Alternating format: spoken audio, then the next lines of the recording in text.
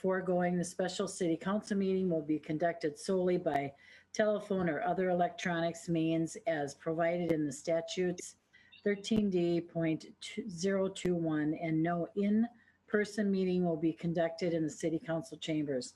I think it is important to recognize that using a video conference is different than in-person meeting, but it is necessary. Under the circumstances, we are doing the best we can to maintain transparency and due process. I would appreciate everyone's patience and cooperation as we work through the meeting. Please stand for the Pledge of Allegiance. I pledge allegiance to the flag of the United States of America and to the republic for which it stands, one nation, under God, indivisible, with liberty and justice for all. All right, thank you. Seeing that the meeting is being held remotely, as I state your name, please indicate your presence. Councilmember Balsonic? Here. Councilmember Brox? Here. Councilmember Fulch? Here. Councilmember Leifelt? Here. Councilmember Lund? Here. Councilmember Vaughn? Here.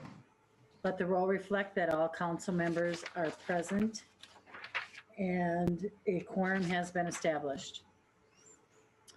Tonight we'll have the approval of minutes, and council members, are there any corrections to the minutes from the workshop or the regular meeting on November 2nd? Seeing none, they are approved. Comments from the audience. At this time, for public comments, we have options for comments to be emailed prior to the meeting, as well as an interactive feature during the meeting. For the email comments, they have been forwarded to the city council and their receipt is acknowledged. Please recognize that items not on the agenda will not be discussed this evening. We ask that attendees use the raised hand feature and they will be invited to speak one at a time. I also want to remind everyone that the public comment period is not intended for an extended dialogue. Is there anyone here who would like to speak to the council at this time?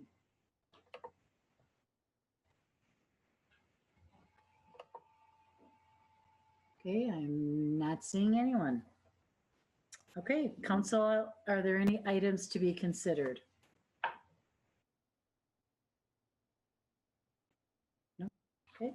Council, I would accept a motion to approve the consent agenda. So moved. Second. Councilmember Brox, thank you. Councilmember Fulch. Any discussion, council? Clerk Flatten, please call the roll. Councilmember Vaughn. Yes. Councilmember Fulch. Yes. Councilmember Balsonic. Yes. Councilmember Leifeld. Yes. Councilmember Lund. Yes. Councilmember Brox. Yes. Mayor Fassbender. Yes. That motion prevails. Tonight we have a public hearing for the City of Hastings Wellhead Protection Plan update. And for this item, we will have an introduction by Assistant City Engineer John Caven, as well as John Greer of Bar Engineering, followed by a public hearing. Any potential action will be at a future meeting. John, welcome. Thank you, Mayor and Council. The state requires Hastings to update their wellhead protection plan every 10 years to ensure we maintain safe drinking water. The plan is updated in two phases, Part 1 and Part 2. Part 1 deals with identifying surface water and groundwater contribution areas. And Part 2 deals with management strategies. The process was started in the fall of 2018 and will be completed by the March of 2021. We're here today to fulfill the public hearing requirement upon completion of Part 2 of the plan. And to expand more, we have Mayor, like you had mentioned, John Greer, senior hydrologist with Bar Engineering. He has been helping us prepare the plan since the outset and has been a very valuable resource. And with that, if I may, turn it over to John for a brief summary of the plan. Thank you, John. And if it's okay, I'd like to share my screen. If that's possible. John, if it's the same presentation you gave, I've got it up on mine. There was a typo in the slides I sent earlier that I fixed. And maybe you haven't gotten those yet. I don't believe so. Hang on.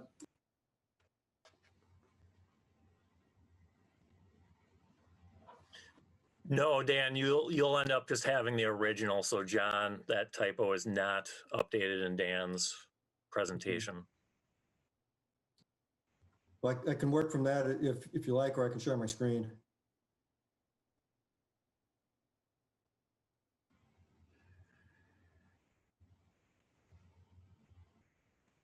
So if we could just go, I guess just go with the original slides I sent, and I'll point out the typo, and we'll go on from there. It should be available for you in a second here, John. Okay.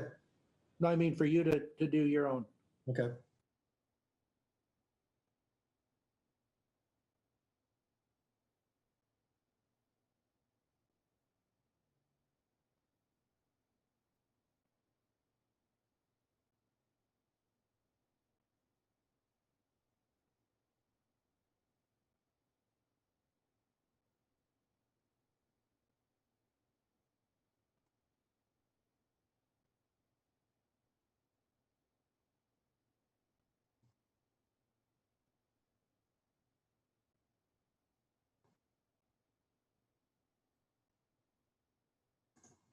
Can everybody see that? I hope. Yes. Okay, thank you. So thank you, Mayor and council members. As Mr. Caven said, I'll give a brief overview of the well protection plan and then be happy to answer any question that you might have.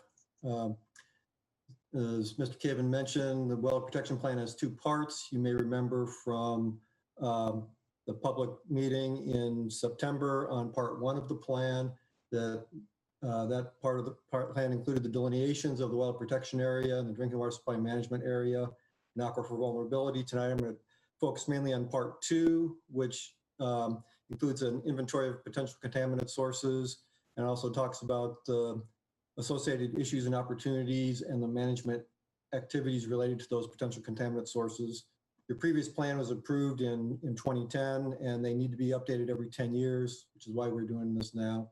Again, as you remember from the back in September, this was a well protection area that was delineated, had two parts, a groundwater capture area and a surface water contribution area, because some of your wells do capture water from the Vermillion River.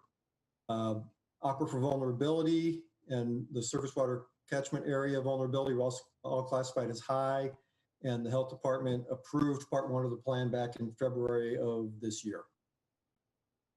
Two, we talk about the data elements that the health department identified that are applicable to your management area. Did an inventory of potential contaminant sources.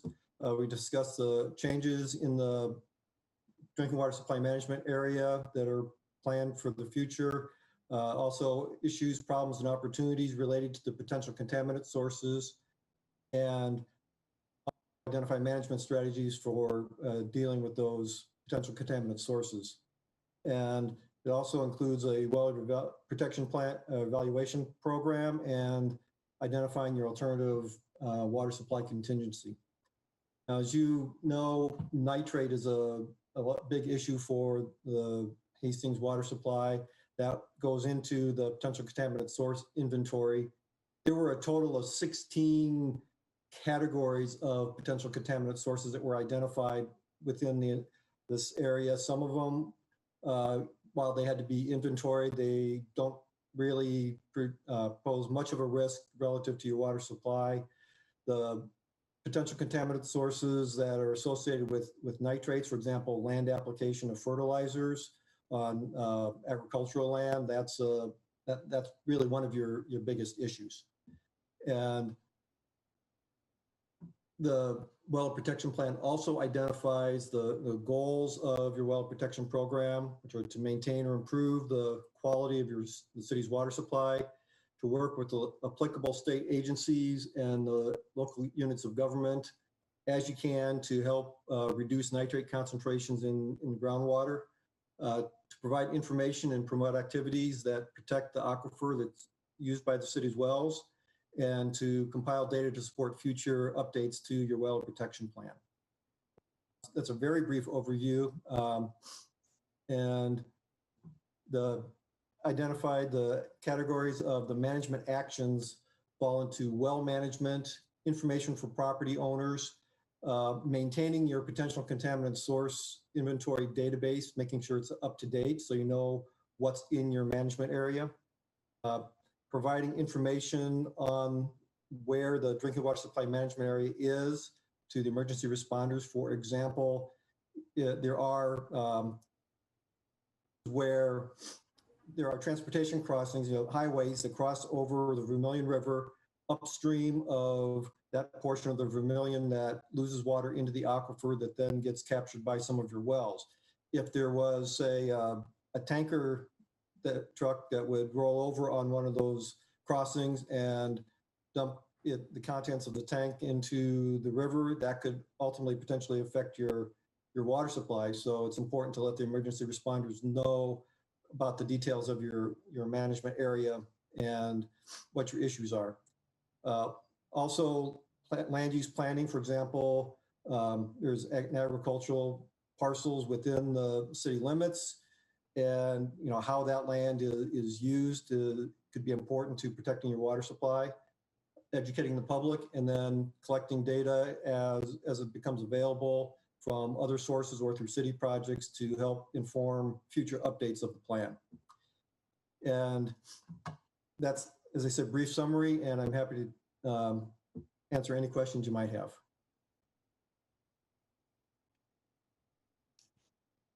Thank you, John. Councilmember Vaughn. Thank you, Your Honor. John, this might be for you or even John Gear too. Are we making progress? I mean, I remember 10 years ago when we approved this and we got the same stuff that we had education and work our way, but are our nitrate levels, are we doing better? I mean, we're kind of at the very end of this. And do we need to have a new approach to this? Do we need to have soil and water or a local plan regionally that helps fund something different? Or I just want to make sure we're making headway and not just staying status quo. Yeah, I think we are staying ahead of the curve. I mean, the nitrate level is not increasing. The wells where it had reached the level of 8 are not going up, and that's very important. As we know, once it reaches 10, then a new treatment plant would need to be installed, and that's very expensive. So we are monitoring very thoroughly, and I believe we have seen it tapered off, and it's not on the increase. With the support of the plan here, I mean, some of these action steps have helped over the last 10 years. Some small parcels of farmland real close to a well where we took it out of production, where cornfield where you're injecting nitrate in there really close to a well that was removed. So there has been some success stories over the last 10 years, and we will continue to make progress on that. Thank you.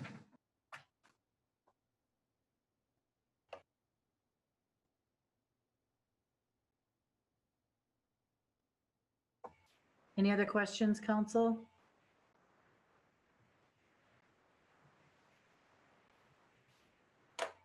Okay.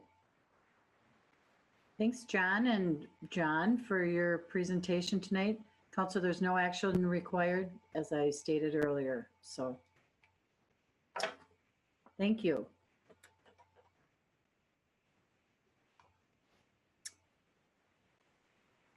All right, at this point, I will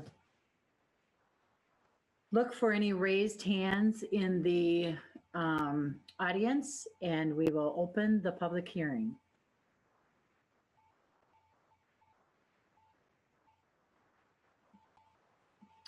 One more time, I see no one in the audience that has a raised hand. So at this time, I will close the public hearing. Again, council, any discussion? No action required. So again, thank you, John and John.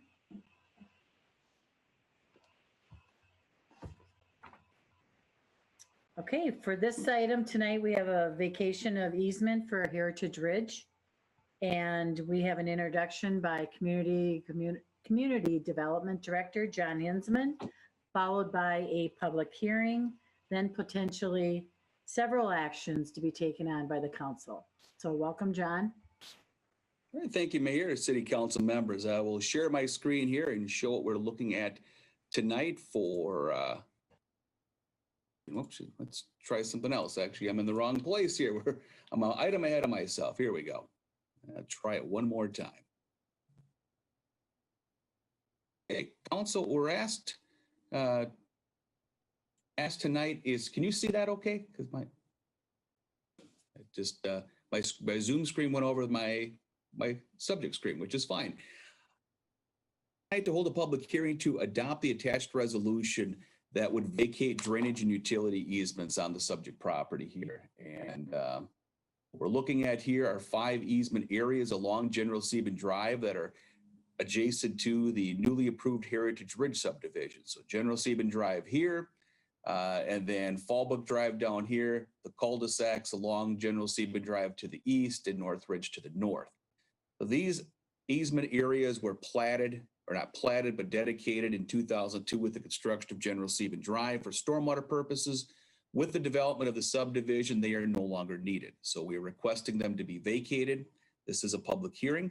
We have set notification out to joining property owners and property owners out to 350 feet from the site. We have heard no response, and we've had no comments or questions as to this point.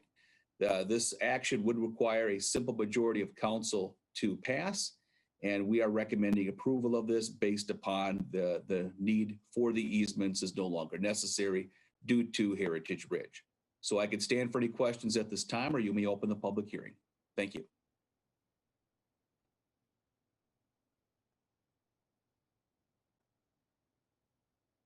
Thanks, John. At this time, I'll open the public hearing. Please use the raised hand icon if you'd like to speak to this. Okay, one more time. Anyone would like to speak to this? Okay, I'm seeing none. So then I will close the public hearing and any council discussion.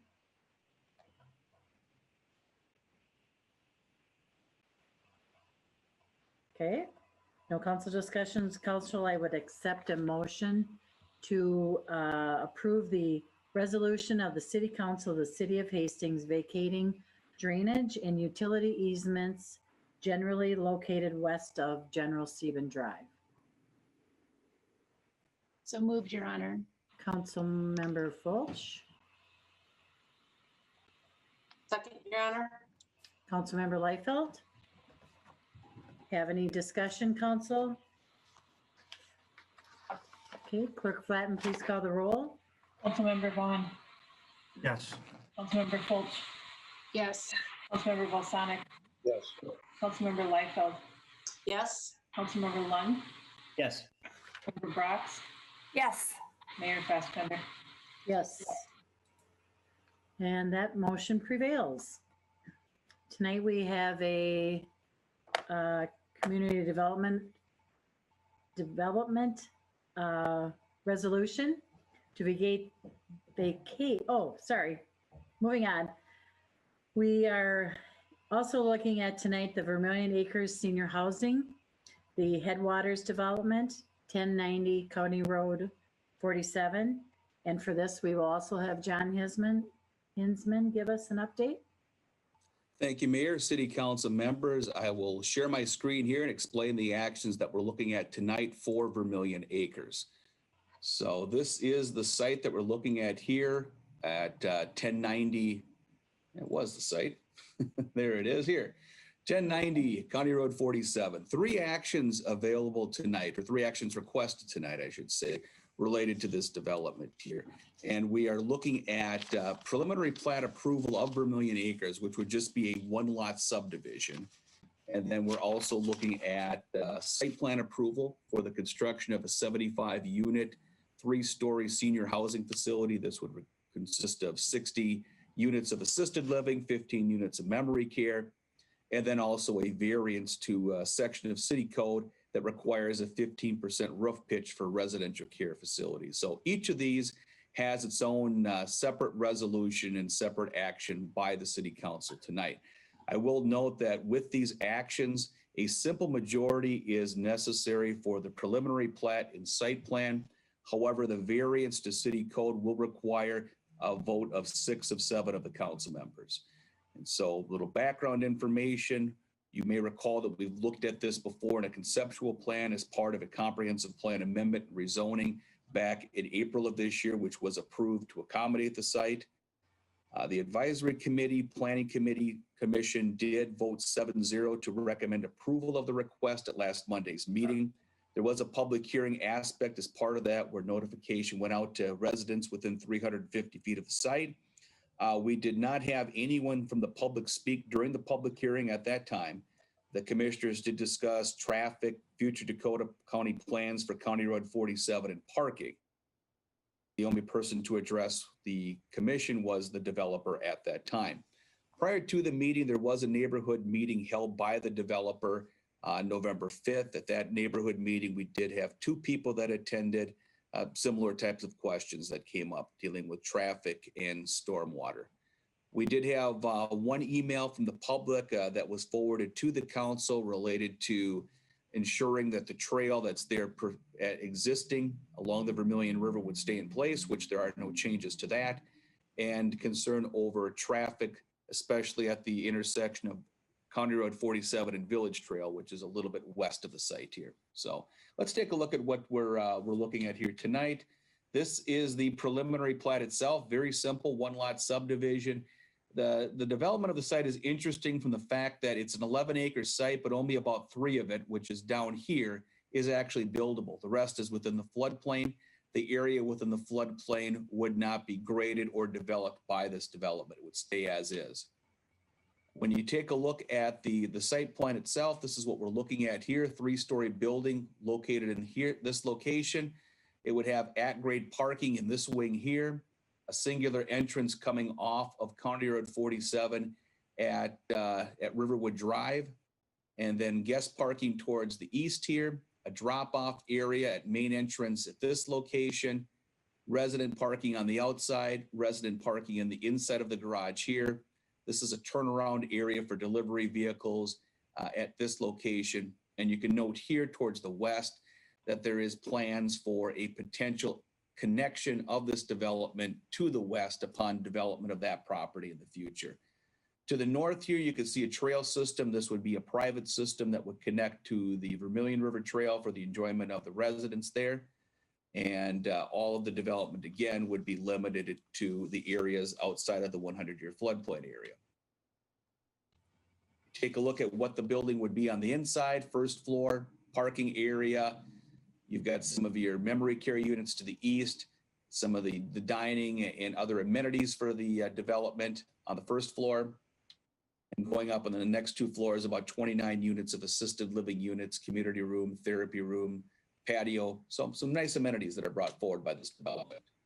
This is what it would look like here. It definitely meets our architectural standards for development. 3-story building, as you see around. Down here, you can see the at-grade parking. All sides of the building are similarly treated and look nice. From a landscape plan perspective, landscape plan provides for a lot of new plantings, separation of parking areas towards County Road 47. So a nice job that's been done there. And that's what we have for the development here. We do have within the audience the developer Mike Holberg and Rob Barse. If you have any questions for them, I could stand for any questions as well. Thank you. Okay, thank you, John. Any council discussion? Councilmember Brox. Yes, this is not my question, but a question that came in through the public comment. The question was about whether the Vermillion Trail that goes by the river already that's there would be affected by any of these plans. Can you just talk about that, John? Sure, council member. Thank you. The answer to that would be no. The existing trail that's along the Vermillion River, which is to the north of this site and on the east side of it, there would be no effects from this development to it. It would still be open to the public in the same way that it is today. Thank you. Councilmember Liefeld. Your Honor, I'd like to make a motion to approve the preliminary plat for Vermillion Acres as presented by John Hinsman. Okay, thank you, Councilmember Liefeld. Second. Councilmember Brox. Discussion? Any other discussion? Councilmember Lund. Thank you, Your Honor. I think, must have been, oh man, like 10 months ago or something when we all met at the golf course and talked about this, and there were quite a few people there asking about traffic concerns and so forth. Now, you brought that up, and maybe you could just kind of recap what the general plan is, and and maybe ease some concerns about how this will impact traffic. And I'll lead into it a little bit. I mean, again, not every resident's going to have a car. That's just kind of the general thought based on their experience. They're not typically traveling at the same times, correct, of the day as other people might, during the busier times and so forth. So the concerns are, is this going to have a big impact on the roadway? So, John, if you could just kind of fill that in a little bit. Sure, council member. As part of the site plan application, the developer did conduct a third-party traffic review of the site. They contracted with a firm called SRF, who is experienced in developing these type of traffic analysis. So a couple of conclusions that came out of there based upon their analysis. They concluded that there are no significant transportation impacts expected as a result of the senior living facility. What they did note is they estimated about 195 trips per day that would be in and out of the facility. The key about this is when traffic engineers look at traffic, they're really looking most specifically at peak hour times. So what happens during peak hour in the AM during rush hour and consequently in the PM. In this circumstance, they estimate only 14 trips during AM peak hour and 19 trips during PM. So during the busiest times, there's not much impact that comes out of here. When you take a look at the residents of this facility, there will be many residents that will not have cars, and those that do have cars are not going to be traveling during peak periods of time. When you look at the overall volume estimated, it's going to be less than a regular apartment building. So for example, the Vermillion Shores building across the street, which has 60 units, even though that's less units, the traffic generation out of there is more than what would be expected from here. So by the traffic study, it looks like they estimate that the roadway will accommodate the proposed use.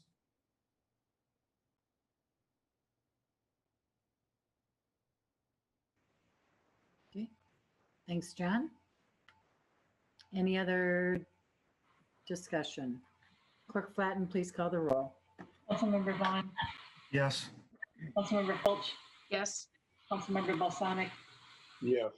Councilmember Liefeld, Yes. Councilmember Lund, Yeah. Yes. Councilmember Brox, Yes. Mayor Fastbender. Yes. The motion prevails. Also with this council, I would accept a motion approving a resolution of the City Council of the City of Hastings granting site plan approval of Vermillion Acres, a 75 senior housing facility. So moved, Your Honor. Councilmember Liefeld, Second. Councilmember Brox. Any discussion, council? Clerk Flatten, please call the roll. Councilmember Vaughn, Yes. Councilmember Fulch, Yes. Councilmember Balsonic, Yes. Councilmember Liefeld, Yes. Councilmember Lund, Yes. Councilmember Brox, Yes. Mayor Fassbender. Yes. And that motion prevails. John, do you want to speak a little bit more of the roof pitch, or are we?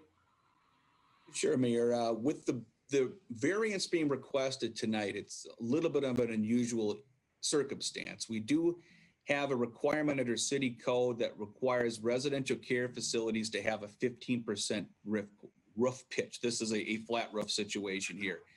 In researching why that provision is in there, I believe it was there so that it would give more of a residential look to these type of buildings because most of them were located in or adjacent to residential areas.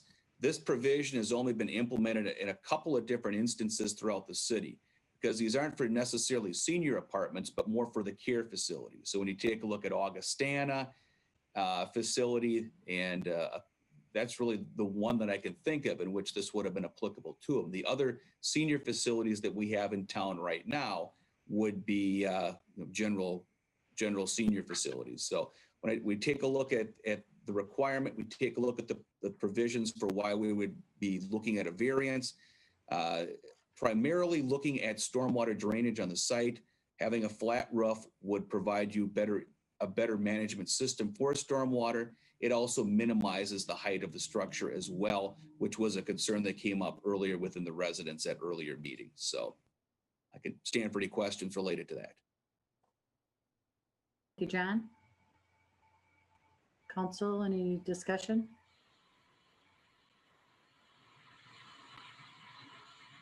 Okay, then I'd look for a motion to accept the resolution of the City Council of the City of Hastings granting a variance to the minimum roof pitch requirements for residential care facilities for Vermillion Acres Senior Housing. So moved, Your Honor. Second. Member Vaughn and Councilmember Brox. And any other discussion, new discussion, council? Clerk Flatten, please call the roll. Councilmember Vaughn, Yes. Councilmember Fulch, Yes. Councilmember Balsonic, Yes. Councilmember Liefeld, Yes. Councilmember Lund, Yes. Councilmember Brox, Yes. Mayor Fassbender. Yes. And that motion prevails. Thank you, John. And I see the developers are in the audience still. So again, I think the whole community looks forward to this development, and it could be very useful for our seniors and their futures. So thank you to Rob and Mike. Okay, tonight we also have a resolution for a special use permit for a columbarium for St. Phillips Church, 140 West 15th Street. For this item, we also have with us Community Development Director, John Hinsman. Thank you, Mayor, City Council members. I will put my screen back up here and show the columbarium site that we'll be reviewing tonight. And so St. Philip's Church, 14th and Pleasant, looking to construct a columbarium. A columbarium is essentially a niche wall area for the storage of cremated remains. And so this is most closely associated with a cemetery, and cemeteries are by special use permit within this residential district. So we are asking for a use permit today, special use permit for the consideration of this construction. We'll note that any action on a special use permit does require 6 of 7 council members. So the columbarium site would be located here just directly east of the sanctuary area off Pleasant Drive. It would have 80 niche compartments for the storage of cremated remains. The Planning Commission did review this and held a public hearing on November 9th. During the public hearing, we had no one address the item. We did have one comment prior to the meeting with an individual with concerns that the proposal is not appropriate for a residential neighborhood and should be located in a cemetery. So they did vote to recommend approval of this at a 6-0 vote with 1 abstention. take a look at the site itself. A better view of where it would be located at here, and then what it would look like. It's essentially a curved wall with the remains interned within the wall itself. So we do have a resolution attached for your consideration here, and I can stand for any questions that the council may have. Again, this is a vote that requires 6 of 7 council members. Thank you. Great. Thank you, John. Any discussion, council? Councilmember Brox. Thank you. Since this is basically in my backyard, I did want to say that I have looked at this spot and I disagree with my neighbor, respectfully, of course. I think it's a beautiful idea, and I think it will be a nice place of reflection for the people who choose to have family members or other loved ones there. I know there is a space similar to this on the C's property, and I walk by it all the time with my dog, and I think it's incredibly serene and beautiful. So I guess that's just my perspective, and I will be in favor of it, and I will vote in favor of it. So thank you. Thank you, Councilmember Brox. Councilmember Fulch. Thank you, Your Honor. I had a question for John as to what would happen if the church, eventually decided to relocate, or, something happened. What would be the long-term effects of having something in a residential area like that? And do you just move all of the remains, or any thoughts there? It just seems like there should be a contingency plan in place. Councilmember, it's a very good point. As part of the conditions for approval of the special use permit, we're requiring that there be a signed agreement with the city identifying the perpetual maintenance, care, and funding of the facility, along with the process for potential future removal and restoration if the use terminates. So we are looking for them to provide us a plan and for us to approve the plan for how this would happen. So in case the church, for at some point down the road, discontinues operation or moves to a different site, that there is a way to handle the remains that are here. Oh, wonderful. Thanks. You're on top of it then. Thank you. Any other discussion? Okay, then council, I would accept a motion approving a resolution adopting written findings of fact, conclusions, and decision of the City of Council of City of Hastings acting as a Board of Adjustment and Appeals, granting a special use permit for a columbarium located at 401 West 15th Street. So moved. Councilmember Brox and Councilmember Fulch. Council, any other new discussion? Clerk Flatten, please call the roll. Councilmember Vaughn, Yes. Councilmember Fulch, Yes. Councilmember Balsonic, Yes. Councilmember Liefeld, Yes. Councilmember Lund, Yes. Councilmember Brox, Yes. Mayor Fassbender. Yes. And that motion prevails. Thank you, council. Thank you, John. Tonight under Parks and Rec, we have with us Chris Jenkins, and he will give us an update on the Lake Isabel Park Master Plan. Welcome, Chris. Thank you, Mayor. Mayor, Council, what we have tonight is a presentation by Mitch Workman of ISG Inc., the consultants that we hired to complete the master plan for Lake Isabel Park. What we're asking council to do after the presentation here is to refer this presented master plan to the Park and Rec Committee of Council to identify some priority elements and development of an action plan for implementation of those. Through the extensive planning process, the multiple public meetings, and the social pinpoint and online feedback tools that were used to gather information from the neighborhood and the community, it was pretty clear that the desire for new and expanded development of this park they were wanted, and of course that adds up to quite a big price tag. And staff recognize that the price tag here that's put on this proposed master plan at this point is at the far upper end or even exceeding what our 2030 and 2040 comp plans suggest for neighborhood parks. There is an important piece to note there that Lake Isabel Park is kind of a combination of two different types of parks. One, it is a neighborhood park, and two, it is also a lake access with some really unique features that aren't found anywhere else here in Hastings. So a little bit of a justification there for the higher price tag, but again, it is higher, and staff feel that we need some additional guidance from the Park and Rec Committee of Council to try and refine it and get some stuff going and get some redevelopment happening as early as next year. So with that, we've got Mitch Workman here, and hopefully he can share his screen, and he's going to give a presentation, and then the both of us can stand for questions at the end. Perfect. Thanks, Chris. Hello, Mayor, members of the council. I'm glad to be here to be able to present this tonight. I'll go ahead and share my screen here. Bear with me just a moment.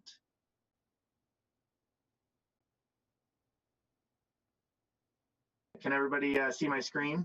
Maybe a head nod or a thumbs up or something. Okay, looks perfect. So what I'm going to talk about is the public engagement process that we went through, the master plan itself, the cost estimate, and just a touch on some funding opportunities that we looked at. For the public engagement, we kind of had a three-phase approach, and it all started with the project website, which is what you're looking at here on the screen, which included an intro video, a description, goals, some 360 camera views of the site, especially for those who maybe weren't able to make it out there or wanted to take a closer look at a later time. And then also an interactive map, a short survey so we could capture some thoughts. And then eventually, as we gathered this information, we started to put some concepts up on the website. Summarizing the website comments from a mapping standpoint, we had a lot of feedback about limbing up the trees. You know, we want to see the lake. That's your primary asset. Some boat ramp or boat dock issues. A picnic shelter. We know that the neighborhood and the community really is looking at adding some type of pavilion or picnic shelter for shade. And that's something I think that we kind of knew going into this. Some wayfinding issues, especially getting to that lower tier, and then some potential additions that the community might like to see, which were various items such as maybe just skate park or community garden or those other things. So we collected everything as well as the survey results. The survey results, we have the summary sheet here. Just kind of getting a gauge, how often are people visiting? So, once a month, 30%, once a week, 26%, and daily 11%. So over half, are going to visit this once a month. Looked at the current amenities and also we looked at how people are getting to the site. So most by vehicle or walking.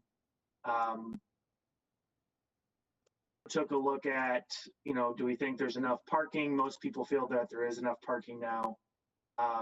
And I think this is an important question and kind of helps tee up, that this is more than just your typical neighborhood park, is what current amenities draw you to visit to Lake Isabel Park. And the fishing pier is kind of on the top of that list. So that was something important to note. And then we also, asked what things are most need of replacement or renovation that would improve your enjoyment at the site. The fishing pier was one of them. Playground equipment, those were kind of the top two. But, a lot of other pieces, the boat launch and, basketball court. And, so various things that folks wanted to see get improved here.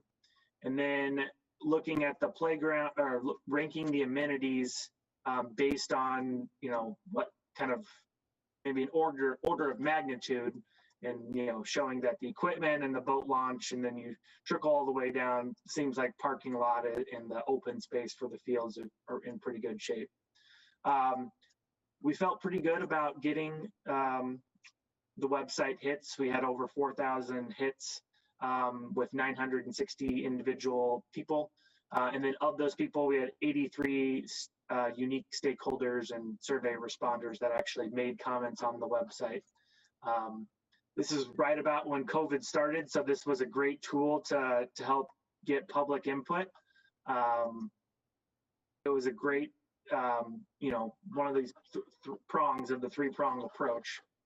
We still did have some insight or on-site community meetings where we had some boards and people wore masks, and we went around and looked at concepts. So we also got some feedback from that. And then we also had a little sidewalk chalk kit that we passed out to direct people to the website and to get their feedback. And as well, the city did some social media posts to make people aware of this project. So I think we did a good job working with the city to get the word out there, and we got a lot of good feedback. So moving on to the plan itself, talk about what the community wanted, and then how we put that into the plan, as well as from a design professional standpoint, some issues that we saw in the site. So I'll go ahead and zoom in here a little bit. You won't be able to see the key on the side, but I'm going to point things out. So kind of the main piece that we started about from a design standpoint was this walk. Right now, the walk to get from the two tiers, whether it's the upper tier to the lower, or vice versa, is not accessible. There's a turn or a curve in there, and it doesn't do a great job of connecting the site. So we started with this main connection point to help tie everything together, and kind of worked off of that. Ultimately, we took the accessible parking that exists today, which is kind of an awkward transition for people that are trying to get onto the boat or onto the dock. And we moved that to more centralized, a little bit north in the site, and providing an opportunity, a gathering space, or more of an entry sequence into the dock. From this big trend, change here of taking out part of the retaining wall and adding straightening it out and making this accessible, that's where we worked on our access point from the north. So adding this loop, and then currently today the sidewalk here on the east just stops. So we have a nice swooping connection that kind of brings together the whole site. Whether you're entering from the parking lot, from the neighborhoods to the north or to the east, you can get to where you're going. With that kind of entry point, the entry point things that we looked at, we also looked at relocating the main sign to kind of the front and center here versus kind of being tucked back a little bit. And also, based on some public feedback, adding some type of wayfinding sign over here to the west to help people know that there's an entry to the lake down here, or an access drive. We had many comments from residents that said for the longest time they didn't actually know how to get down to that lower tier. So that, in terms of site access, we thought that'd be a simple solution to add some wayfinding there, and to help direct people a little bit better.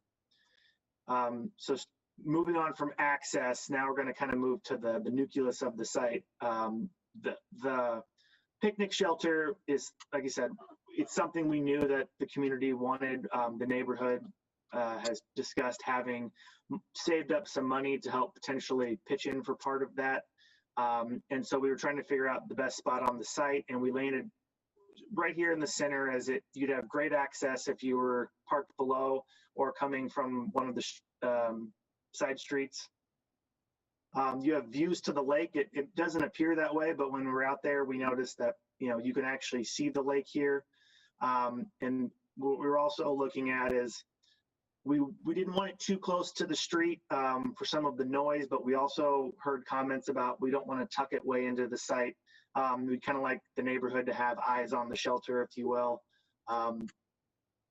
It's not a place that's monitored, and also to have it lit at night, so it could be used at night. And also, so no undesirable activity could happen, being kind of work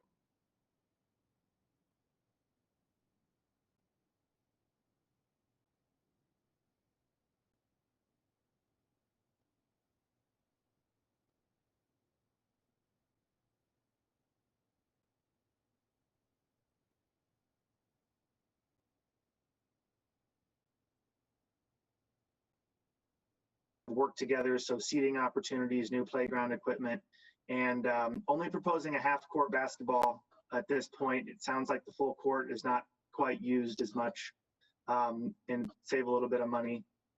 So we have the half-court basketball, and then still providing these 2 large open lawn spaces for pickup games or picnics or whatever is desired. These 2 larger spaces. Just to note, the playground area is about 4,500 square feet.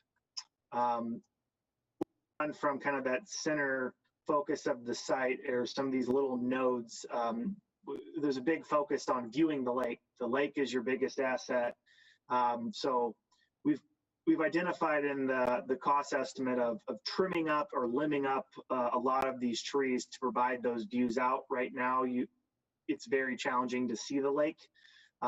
So with that and trimming up the trees, we also have 3 little seating nodes up here, kind of tucked back, that would provide different views and different seating opportunities, with maybe some benches or some different kind of rock outcroppings for seating. So you could have smaller gathering places, nothing nearly as big as like the shelter, but for smaller groups. And the next piece that we talked about viewing the lake, and then the community also talked about interacting with the lake, and people like to fish and people like to bring their boats here.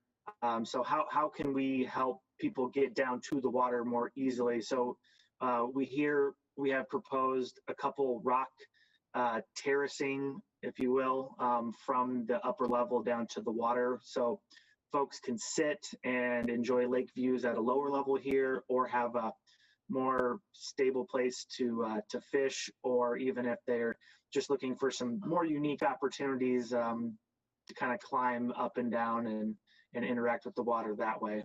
And the second piece that was brought up was having an informal boat docking area in here. So we've got this kind of tucked back in here, where if someone is out on the water and they want to just pull up and just kind of hang out for the afternoon, there really wasn't a place to do that very well. So we have that included in there. The last piece I wanted to talk about, didn't want to forget, is the restrooms. Portable restrooms are what we were planning, but to kind of locate them more centralized up here, where folks on the lower terrace have quick access to them. They're very close to the accessible parking stalls. But if you're kind of at the upper terrace areas, there's, with the shelter and playground, it's a real quick right down the path, and you have access to that as well. So that's a summary of the master plan of where we've landed. And we've also got the cost estimate with that. And as Chris mentioned, it's a little more than we were hoping for, but seeing as all these improvements, the 2 terraces, and knowing that the big accessibility issue that we want to get all these items fixed, it was expected that we would have a little bit higher price tag on that. So we broke it down into a couple different buckets. Phase 1 being the bulk of the work, and the upper terrace, and making sure to get those accessibility improvements. Phase 2, we focused on the lakefront and the lower terrace area. So mostly the rock outcroppings, or the steps down to the water, and then the boat area. So most of the work would happen in phase 1, but this could happen later if budget becomes an issue. And because we were very pinched, we also looked at items that staff could do themselves on this. And then we also, to help with cost. And then also we had a large list of alternate items. We had a great list of improvements for the project. And as you can see, we had $336,000 of items that will probably need to be replaced, removed, or added as an alternate in case bids come back great when the time comes. So the wood fiber surfacing or poured in place, and concrete versus bituminous walks, restroom screen enclosure, and those types of items. So lots of good stuff that the design team came up with and that the public wanted to see. And then wrapping up, knowing that this project had a little bit of a higher price tag than the comp plan would suggest, we looked at different funding or different opportunities to reach out for, some of them up to 50% matching grants for the cost of the project. So we provided these to Chris and team to take a look at and potentially help maybe get all the work done at once, or even add some of those alternate items back into the project as well. That is the summary for me. And Chris, if you wanted to jump in or add anything. Thanks, Mitch. We can certainly stand for any questions, Council. Sure, Councilmember Lund. Thank you, Your Honor. So if we are going to take a look at this, Chris or Mitch, at the committee level, which I'm all about talking about further, but are we going to be, do you have the break? Can you show me the breakdown again of pricing? So the numbers that you have there on the left column, do those relate to the map? No, they don't. These are just line item numbers. Okay.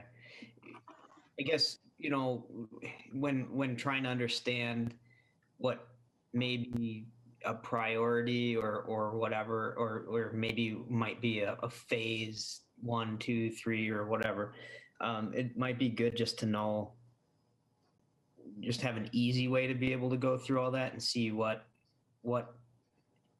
goes together and what can't be separated too. Does that make sense, Chris? So that we can have an efficient meeting, because otherwise there's so many things going on. We want to make sure that we can understand what things are reliant on each other, and what phasing makes sense, and how much each thing is as well.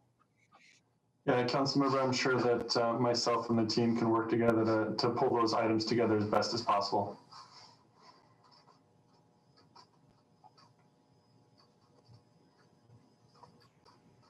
Thank you, Councilmember Lund. Any other discussion, Council? Your Honor, it's Tina. Okay, thank you, Councilmember Welch. Go ahead. So, Chris, could you please just talk a little bit more about this phased approach, and what do you necessarily mean about that? Are you envisioning like the first year you're doing phase 1 and phase 2 is a subsequent year, or and then there's all of these you have removal and improvement items by city staff, then alternate items and items to be removed. So can you just talk that through a little? What are you proposing here, how it's broken up, and working through how to tackle this?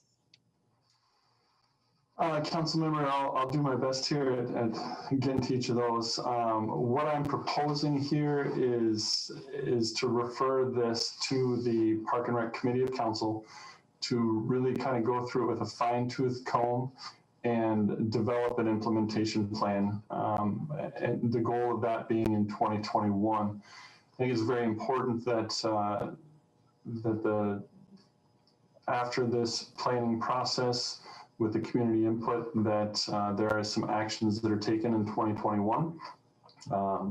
Perhaps all of it can be done, perhaps half of it can be done. And staff are looking for that guidance from Park and Rec Committee of Council. Help us to narrow down what the priorities are for this park redevelopment, and go from there. So phase 1, phase 2, the way that Mitch and team have broken that out is basically in the geographic locations. Phase 1 being the main part of the park, the upper park, phase 2 being the lower part of the park, the water access, fishing dock access, etc. That was the most reasonable way to break out individual phases, was by geographic area. Oh, okay. Well, thank you for expanding on that a little bit. And then when we're looking at the map, it's kind of hard to tell where the trees are denoted. There's 2 shades of trees. If you look in the lower right-hand key, it says, yeah, right there, it says proposed trees and existing trees. And so I had gone to the open house and I was there for a couple hours and talked to a lot of residents, because Ward 1 Cowtown area is one of my neighborhoods. And so I heard as well this resounding theme of they really want to be able to see the lake and enjoy the lake and all of that. And so it looks like it's still really tree heavy. And so could you just speak to that a little bit? What are the plans there with the trees? It's kind of hard to tell what's going to happen moving forward with those along the shoreline. Sure, and I think I can speak to that a little bit. The trees that are along the shoreline that are shown as existing, not intending to remove a bunch of those trees. One, we have some concerns with bank stabilization there. But 2, we want to be, and we don't want a clear-cut view of the lake where all of those trees are removed. But we do want to limb some of those up, thin out some of the smaller, non-mature trees that aren't really going to grow and be dominant shade trees in there. So limbing up existing trees and removal of some of the smaller, 3, 4, 5 inch trees to provide a view from the lake. It's not going to be a completely unobstructed view. There will be trees there, but you will be able to have lake views from the upper area of the park as well. Okay, thank you for that. And then in regards to the shelter, the pavilion, which is number 4, could you talk about that a little bit as well? Because I know that it's super important to that neighborhood to having the shelter put in place, but it looks like it's actually an alternate item or items to be removed on your list there, number 11. And so could you speak about the thought process about moving ahead with that piece? Sure, we know absolutely that is a very desirable component, and the way that it's shown on that breakdown, it was shown as not a city cost because the East Side Homeowners Association has indicated that they have funding to contribute to that. I don't know what that dollar amount is, but you can see through ISG's estimate that it's about $38,000 for a pre-manufactured shelter.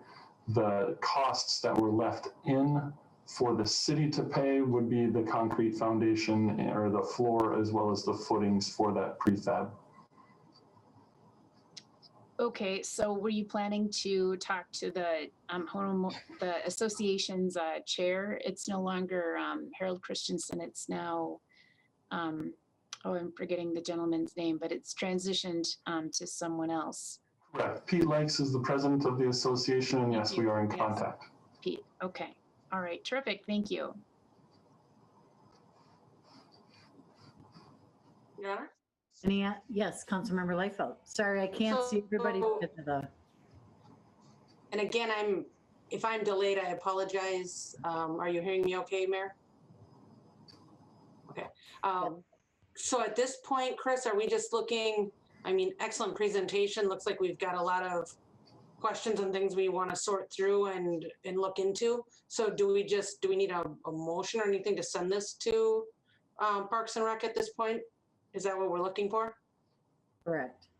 Yep, a referral to the Park and Rec Committee of Council to set a meeting, and as Councilmember Lund has indicated, we can do a little bit more to refine the lump sum costs for some items if the goal there is to reduce the overall costs.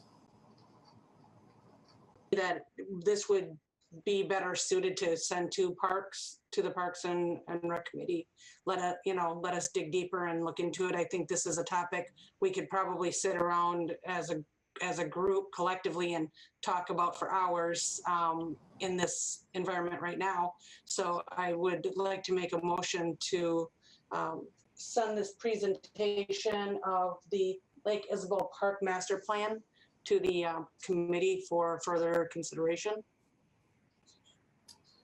Second. Councilmember Lund seconds. Any additional discussion, council? Your Honor, I just have one Member- last thing.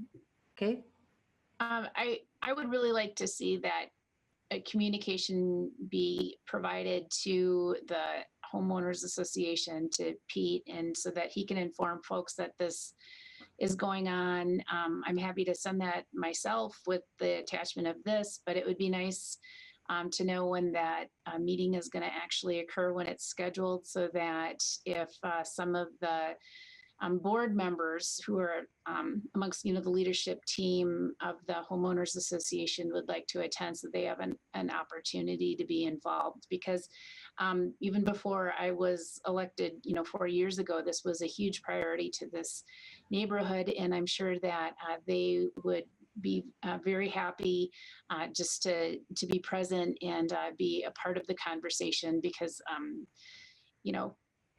having that two-way dialogue will go a long ways with these folks. They're really a tight-knit community, and this is very important to them. So thanks. okay. Thank you, Councilmember Fulch. Councilmember Balsanic? Thank you, Your Honor. Could you put that slide up that shows the items that you're probably suggesting would be done by park staff?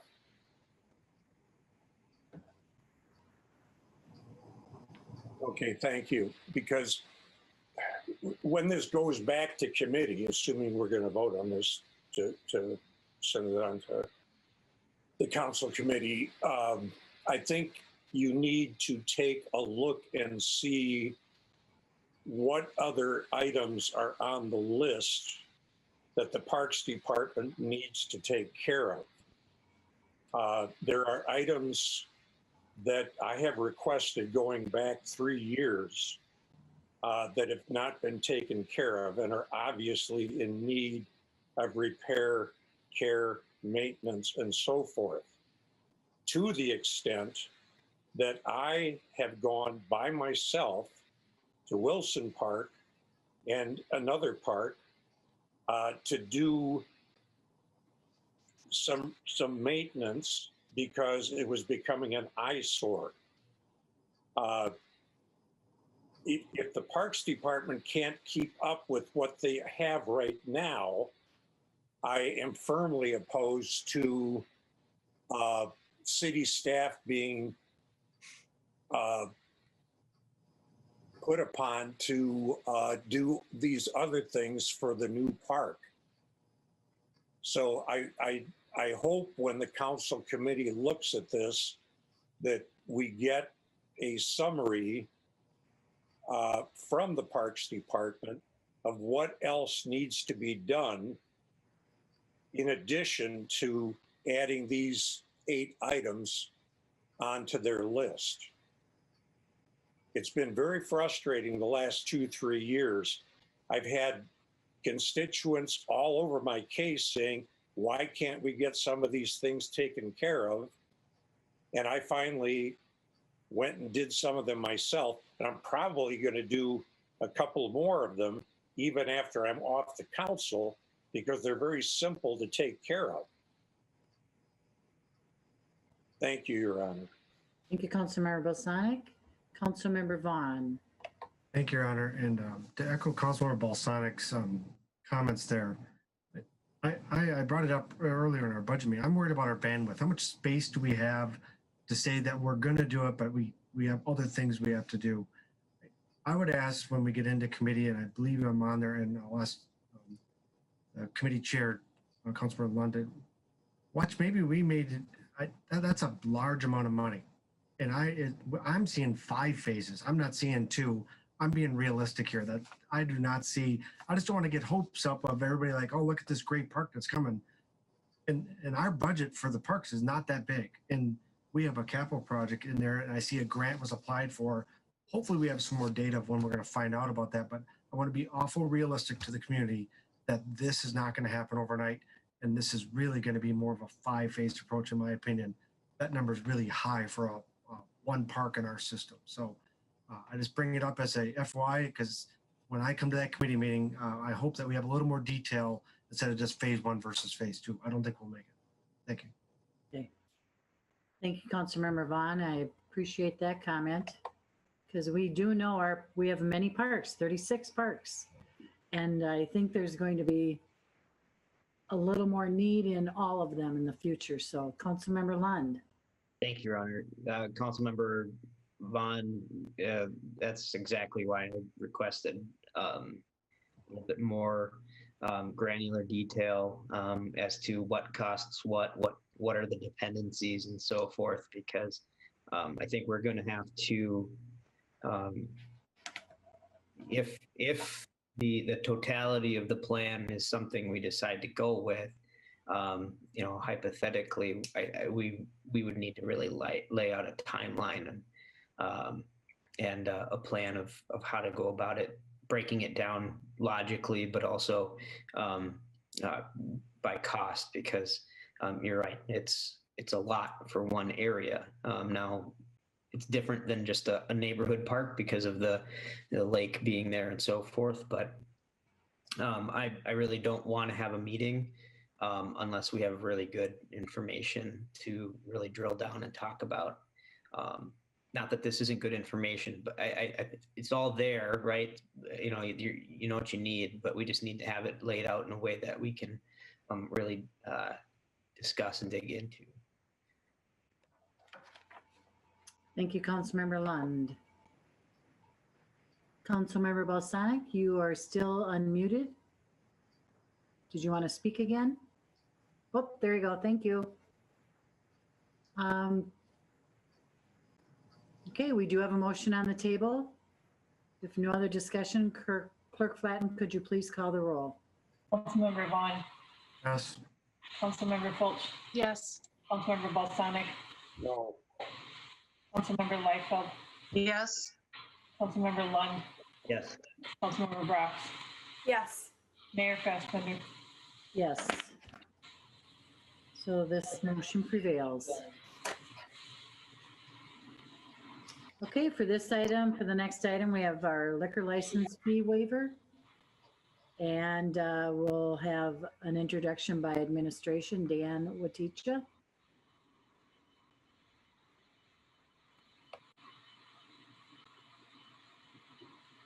Okay, I was expecting it was going to be Julie, but I can pick it up.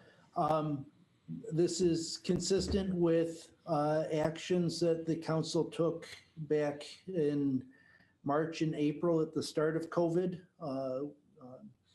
We have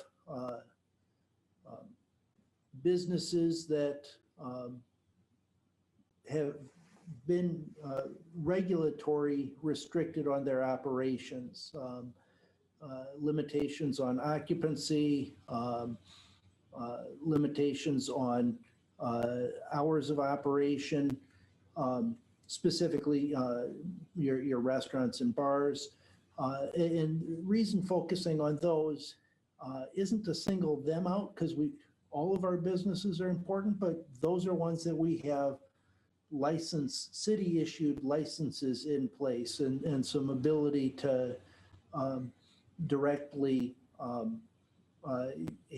have some impact, some say on their finances. So consistent with the actions taken by council this spring and subsequently discussed, propose waiving those next half years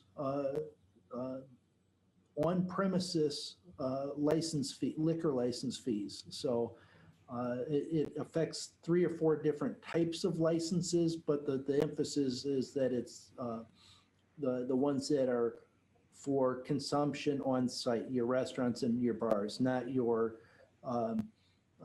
liquor stores, your package stores, but the ones that are actually on site. I think, Julie, help me out, I think the total comes to around 40 $44,000 in fees. But that's the simple version of it. It's a continuation or repeat of what you guys have done earlier this year.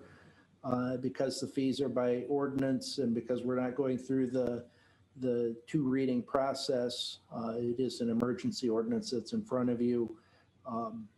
Absent this action, our schedule would be to send out renewal invoices first part of December. So this is your only meeting prior to that timing. Okay. Thank you, Dan. Sorry about that, Julie. Councilmember Balsonic, did you want to speak?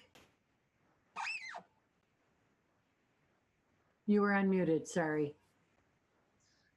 Okay, Councilmember Vaughn. Thank you, Your Honor. This is for Julie Flatten. Is the $44,000 fee is just for the 6 months, correct? So in the total, we would be waiving $88,000 fee throughout the year? Correct. The total license fees throughout the year would be 86,000, and then we did 26,000 when we did the partial refunds for when they were forced to be closed earlier in the year. And go ahead, Dan, if you had something to add to that, or? Well, I just wanted to add that both the partial refund and then the first half year refund was all reimbursed through the CARES Act. So although the total benefit to the businesses adds up, the financial hit to the city is just this $44,000 increment. Appreciate that. And I can support it because I think the hospitality industry through COVID has taken some restrictions that it's affecting them, but I want to make sure that because this money is part of our budget system, and I'm concerned that it's not a continuation of that, because there's a lot of other businesses in here that not only hospitality industry pay fees to the community, and that's how we balance our budget. I can support it because I think they're regulated, and I appreciate the CARES funding offset it the first time, but going into the future, I think we need to kind of, in my opinion, set the stage to say this isn't going to happen often. And I don't know what the restrictions will be going into 2021, but sooner or later we need to worry about our own budget, or if so, how are we going to offset those fees into our budget? Thank you. Thank you, Councilmember Vaughn. Councilmember Lund. Yeah, thank you, Your Honor. Yeah, I agree. I think everybody hopes that this is the last time we have to talk about something like this too, right? It is apparent that they're not going to be able to leverage the business that this is a fee for, right? So as we go into this next handful of months, the indications are that the amount of use is not going to be high, and I think Dan put it pretty well. There are other businesses obviously in this town, but we're not imposing a fee on them in this manner, and especially one that they're not going to be able to utilize to its full advantage. So I do think we need to, in this meeting, if we do decide to go forward with this waiver, acknowledge that there needs to be a stopping point too. And like I said, hopefully this is the last stretch where this is something that's going to be a topic of discussion for bars and restaurants. But I do support it. I'd like to make a motion in support of waiving these fees. Second. Thank you, Councilmember Lund. Councilmember Brox. Councilmember Second, Your Honor. Fulch. Yep, we have a full motion. So Councilmember Fulch, more discussion? I was seconding it because, yeah, I agree full-heartedly. And I was going to add that when we had our last conversation about the CARES Act funding and that we had a few $100,000 that was not allocated, we had talked about if we had certified it for payroll purposes that we could then, it would be offset because how those funds were being then certified. So yes, so thank you, Councilmember Lund, for making the motion. Any other discussion? Okay, Clerk Flatten, please call the roll. Councilmember Vaughn, Yes. Councilmember Fulch, Yes. Councilmember Balsonic, Yes. Councilmember Liefeld, Yes. Councilmember Lund, Yes. Councilmember Brox, Yes. Mayor Fassbender. Yes, and that motion prevails. Council members, do you have any announcements? Okay, I have a few. Tomorrow, Tuesday, November 17th, a 30-minute recycling myth busters webinar answers the do's and don'ts of recycling and what really happens after it is picked up at your curb. Register on the city website. The city will be upcoming commission openings for 2021. Hedra would be looking for some commissioners, Heritage Preservation, Public Safety Advisory, Parks and Recs, and Planning Commission. The application's last day for applying is Friday, this Friday, November 20th. We have a meeting on Tuesday, December 17th. Heritage Preservation Commission has been canceled. Thursday, the 19th of November, 6:30 is a Public Safety Advisory Commission. Monday, November 23rd, 7 p.m., Planning Commission.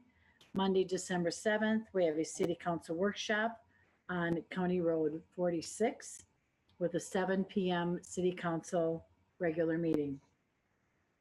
With the holiday season upon us, I guess we encourage you, or I encourage you, to shop local and support your small business Saturday, which is Saturday, November 28th, which is the Saturday after Thanksgiving.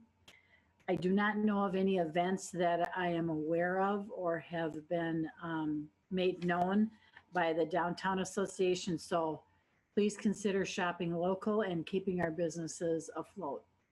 With that, I would look for a motion to adjourn. Councilmember Lund, Councilmember Brox. With no discussion.